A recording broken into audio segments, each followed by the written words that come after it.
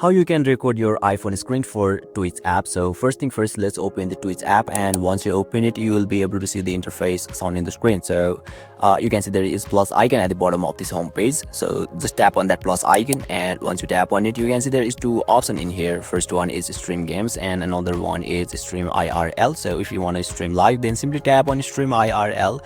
But if you want to record your screen for games, then simply tap on stream games.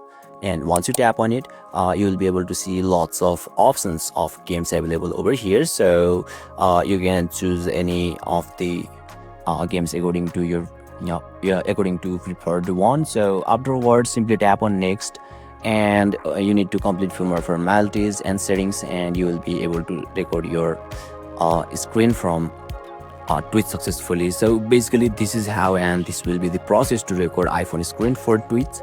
And if you still encounter any issue during this process, feel free to leave a comment and I'll be happy to assist you. Thank you for watching, and I'll see you next time.